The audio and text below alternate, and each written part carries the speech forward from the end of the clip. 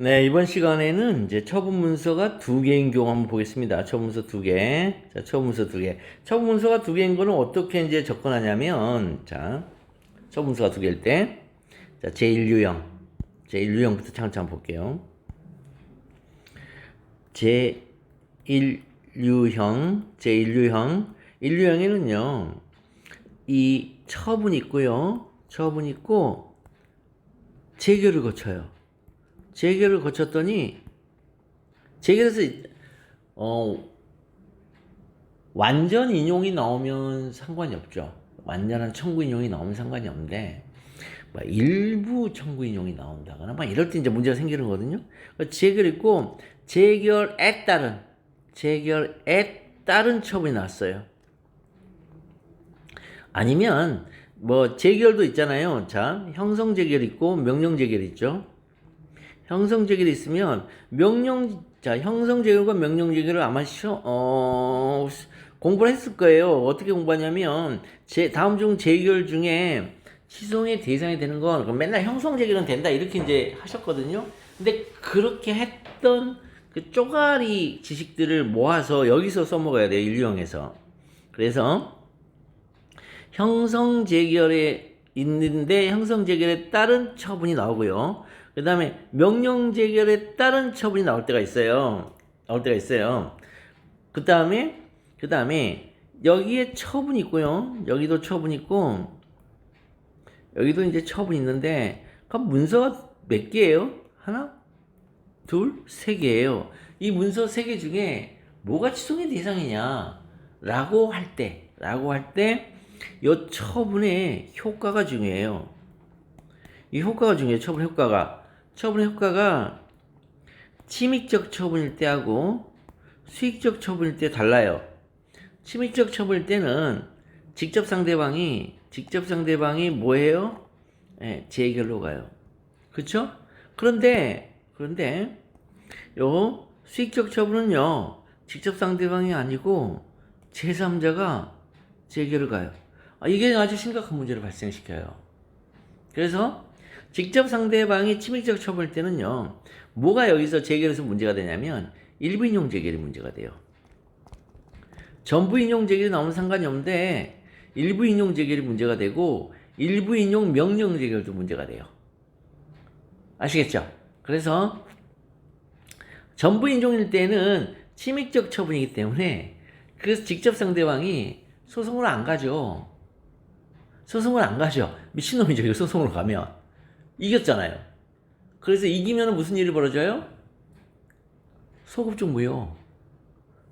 취소, 인용, 재결이 나왔으니까 취소니까 처분의 소급 무효. 처분의 소급 무효는 결국 뭐예요? 효과가 없는 거잖아요. 처분이라는 외형은 있잖아요. 처분이라는 외형이 있으니까 취소의 대상이 되는 처분은 되죠. 문제는 효과가 없잖아요. 협의 소득이 없죠. 그러니까 정확하게 가면 대부분 사람들이 이제 취소의 대상이 되지 않는다고 하는 교수님도 있어요. 왜? 소급 무효가 돼서 부존재로 돌아갔기 때문에 취소성의 대상으로 삼을 만한 지금 실체가 없다. 부존재로 갔기 때문에 이렇게 보시는 분도 있어요. 어쨌든 근데 문제는 일부 인용일 때 문제가 돼요. 그러면 이거 가르쳐 드렸어요. 침익적 처분이면 이게 전부다. 이게 전부 다 뭐예요? 직접 상대방한테는 취소의 대상이 돼요. 그런데 그 중에 여기까지 딱 자르고 나서 이거를 없애줬어요. 그럼 없애주면 직접 상대한테는 이거 효과가 뭐예요? 효과가 수익적이죠. 없애주는 것은 수익적이죠. 그런데 유지한 것은 침익적이죠. 그죠? 근데 이 취소한 것은 소급무효잖아요. 소급무효니까 처분시로 소급하니까 처분시에 요게 없다고 되는 거죠. 법적으로 이거. 처분시에. 그럼 처분시에는 뭐만 살아요? 요건 사는 거잖아요. 그래서 취소되고 나면 원처분서래요. 이해되시죠 이거? 그래서 취남원이에요. 침익적 처분일 때는. 그럼 취남원이니까 취소되고 나면 원처분이니까 그러면 이제 취소의 대상이 되는 처분이 뭐냐? 취소되고 나면 원처분이다. 심지어 명령 제기할 때도 이렇게 와요. 그때는 변경된 내용이 당초 처분이라고 이름만 바뀌지 그 본질은 같아요. 변경된 내용의 당초 처분. 그래서 그런데 문제는 제소기간이 지난단 말이에요. 그래서 이제 20조가 여기서는 부수적 논점이에요. 재결서 정본을 받은 날부터 90일 이내야 된다라는. 여기는 아무런 의미가 없고요. 이 뒤쪽은. 자, 여기까지 따라오실 수 있죠? 그 다음에 두 번째, 수익적 처분에 대해서는요, 수익적 처분에 대해서는, 자, 제3자가 취소 심판을 청구합니다. 그러면, 수익적 처분의 직접 상대방 있죠? 직접 상대방은, 이 취소 심판의 입장에서 할 때는 어떤 자예요? 소송의? 심판의? 제3자죠. 그러니까 이 사람은 제3자의 심판 참가, 제3자의 소송 참가, 제3자의 심판 참가를 할 수가 있어요. 첫 번째는 그거고, 두 번째는 만약에 지잖아요? 그러면 이 사람은 뭘 취소의 대상으로 삼아야 되냐는 거예요. 이 사람은 자, 이건 수익적이잖아요. 근데 취소됐어요. 전부 취소됐어요? 재결로. 그러면 뭘 취소의 대상으로 삼아야 돼? 뭐가 침익적이에요? 이게 침익적이잖아요. 그러니까 요걸 취소의 대상으로 삼는 거예요. 자, 뭐예요 이거요? 재결 취소송이죠. 그래서 이건 19조의 문제가 돼요. 19조 단서의 문제가 돼요. 자, 그래서 처분, 재결에 따른 처분 이렇게 3단계로 이루어졌을 때 이때 이 처분의 효과가 침익적이면 변내당 혹은 취남원으로 갈 것이고 그 대신 재결서는 이제 제소기간에 이 계산할 때 필요한 거고 부수적 논점으로 수익적이라면 19조 단서의 재결치송으로 갈 수밖에 없다. 됐나요? 네, 요거 이해하실 수 있겠죠? 이해할 수 있겠죠. 첫 번째가 이제 1유형이고 그 다음에 또 이제 제2유형을 한번 볼게요. 제2유형은 뭐냐면 제2유형은 A 처분이 있는데요. 이 A 처분 안에는 자 알파, 베타, 무슨 뭐 감마, 그다음에 뭐 시그마 이렇게 이제 오메가 이렇게 있다고 치자고요. 이렇게 돼 있어요. 이건 요건이에요. 요건. 근데 법으로 야 너 일로 와. 너 B 처분하고 할게. 이렇게 한 거예요. 이렇게. 요 상황이에요. 상황.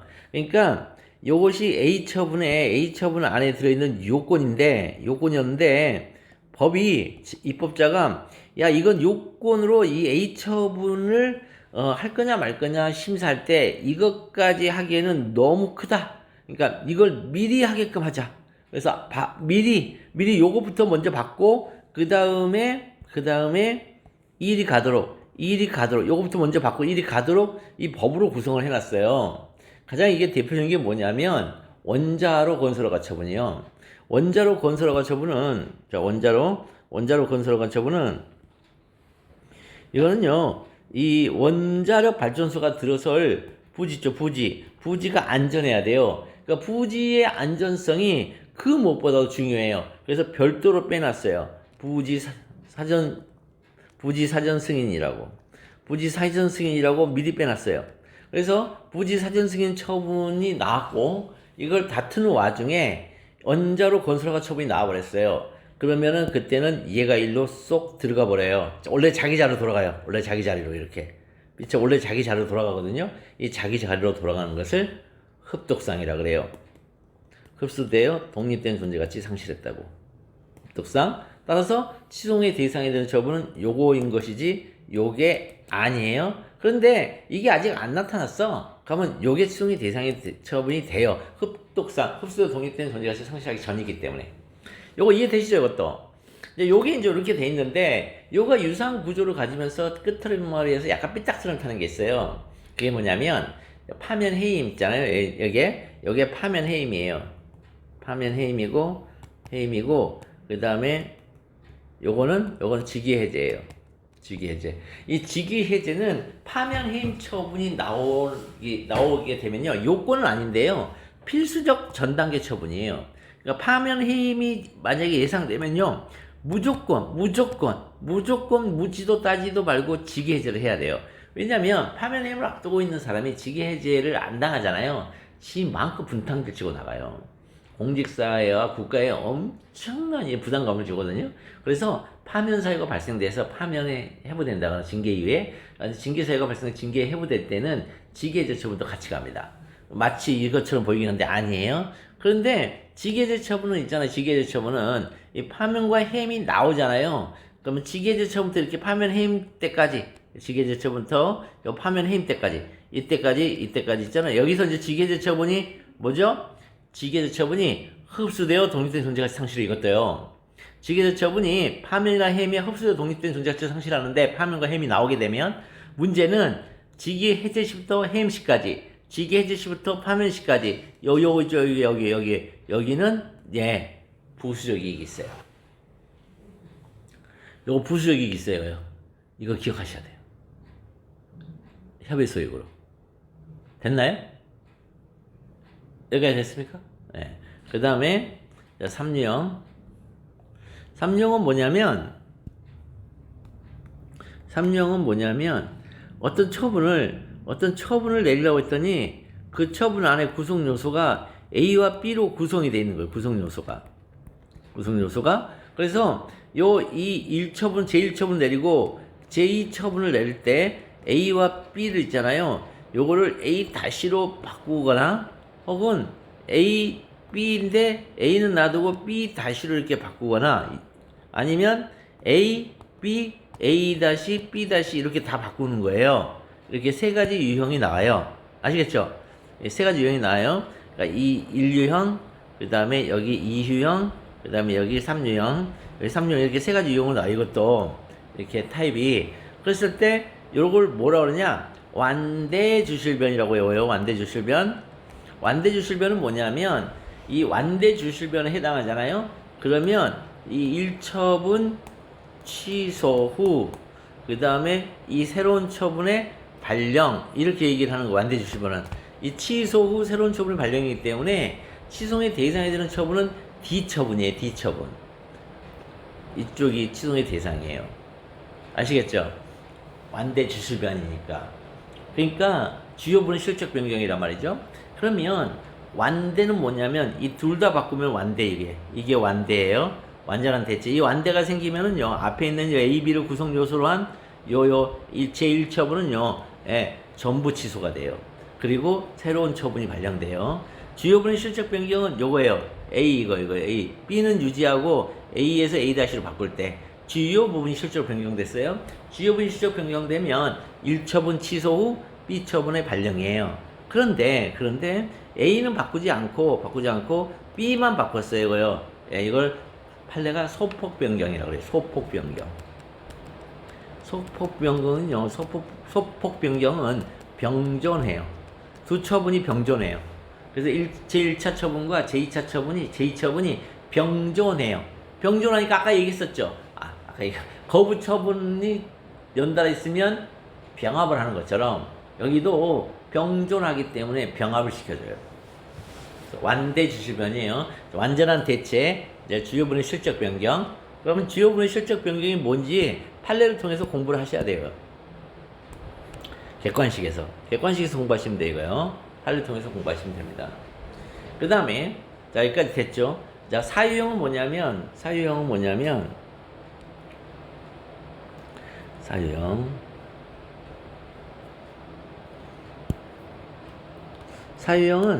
처분의 반복이에요. 처분의 반복인데 우리 시험 문제는 계고 처분의 반복. 그 다음에 거부 처분의 반복. 이거 두 개만 나와요 시험에. 그래서 계고 처분의 반복 같은 경우는 자 제1계고가 있고 제1계고가 있는데 여기서 이제 철거 한 명이 나오죠. 철거 한 명이 나오고 그 다음에 계고가 있어요. 그러면 제2 계고에서는 어떻게 되냐 했더니 여기에 철거 한 명 똑같이 있고 그 다음에 이제 계고가 있는데 판례가 이거를 얘기하죠. 이건 뭐라고요? 촉구 자진 철거의 촉구. 요거는요 기한의 연기, 대집행 기한의 연기라고 했어요. 왜요? 촉구와 연기가 뭐요? 사실행위죠. 그러니까 취소의 대상이 되는 처분은 어디밖에 없어요? 예, 요것만 제1계고만 취소의 대상이 된다. 이것도 아시겠죠?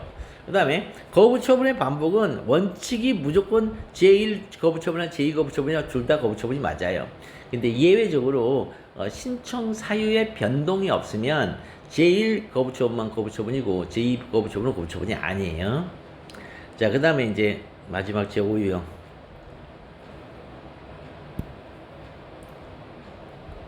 제5유형은 자, 처분이 있어요. 뭐 주된 처분이라 합시다. 주된 처분이 있고요.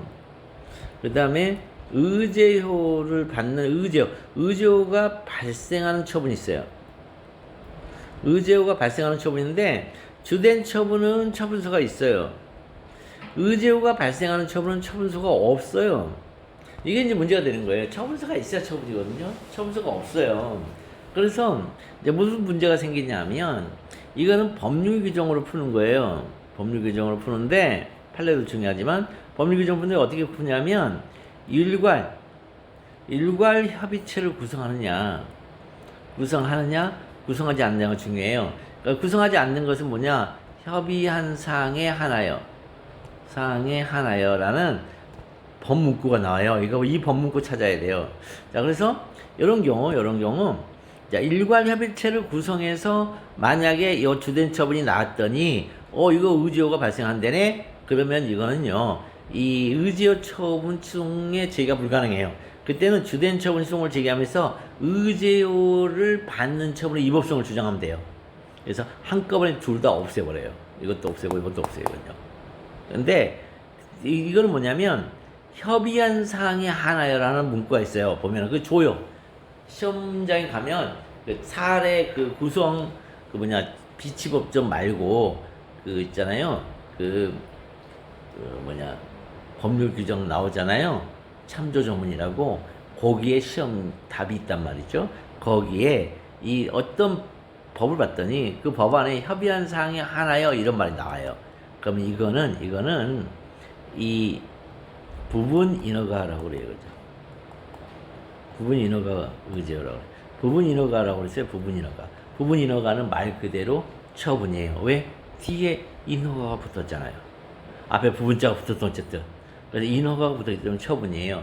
그래서 이 의제를 만약에 발생하는 처분이 나오잖아요. 그러면 법조문부터 찾아야 되는데 법조문에 일괄이라는 용어가 나오는지 아니면 일괄이라는 용어는 안 나오고 협의한 사항에 하나라는 용어가 나오는 건지 그 두 개로 풀 수밖에 없어요. 그리고 그 두 개로 풀어야 답이면서 내가 점수를 얻을 수가 있어요. 자, 여기까지 다 했습니다. 지금 이제 다 했습니다. 그래서 한번 봐보면 자, 여기 나오니까 자, 뭐라고 하냐면 침익적이죠.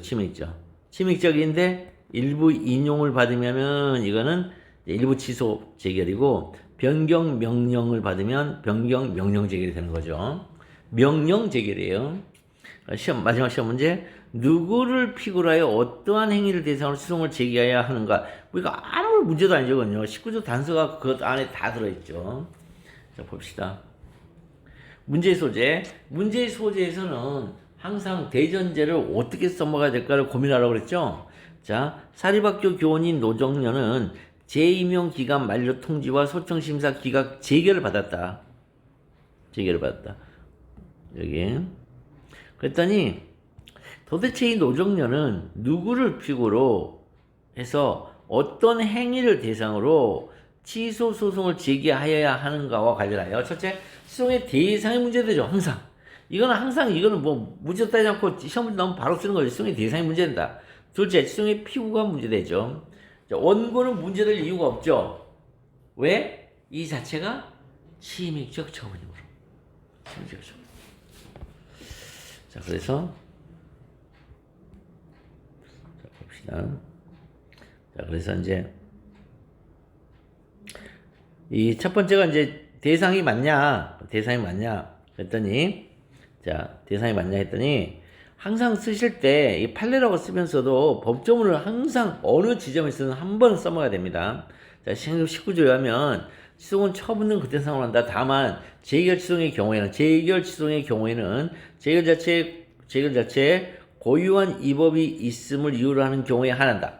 판례 나면요, 취소이 이제 판례 여기서 나오죠. 취소의 대상이 되는 처분이란 이렇게 쓴다고 그랬죠. 자, 원칙적으로 행정청의 공법, 행공특법, 권익위, 국권, 직관 있는 행위를 말한다. 그 다음에 여기까지가 이제 뭐죠? 여기까지가 취소 소송의 대상에서 처분 등 할 때 처분에 해당하고요. 등 하면 이제 플러스죠. 소송의 대상이 되는 재결이란 실질적 의미의 재결이다. 이렇게 이제 써놨어요. 이렇게.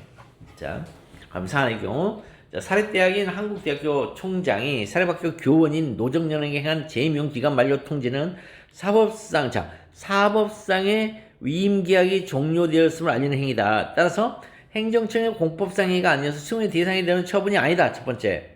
그렇죠? 취소의 대상이 되는 처분이 아니거든요.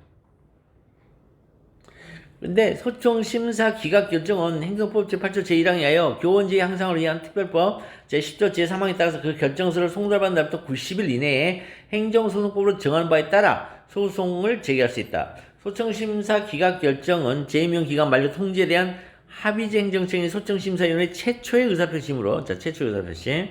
행정심판에 대한 제기가 아니라 처분이다. 소송의 대상은 처분인 소청심사 기각결정. 자, 이거 함정 문제예요. 그래서 이거 함정 문제. 아시겠죠? 처분이 있으면 그 처분에 대한 반성적 고려 때문에 재결하게 되고, 그래서 재결을 상대방한테 그 내용을 알려주기 위한 또 처분 문서 또 나온단 말이니까, 그러니까 거기서 항상 나오는 게 뭐냐면 이게 재결이다라는 거잖아요. 즉 처분을 전제로 한 재결이다. 근데 우리 판례는요, 우리는 그거 아니다죠. 이거 왜? 사립학교 교원은 공무원이 아니므로. 그렇죠? 공무원이 아니므로 그 교사한테 별짓을 다 해도 의미가 없어요.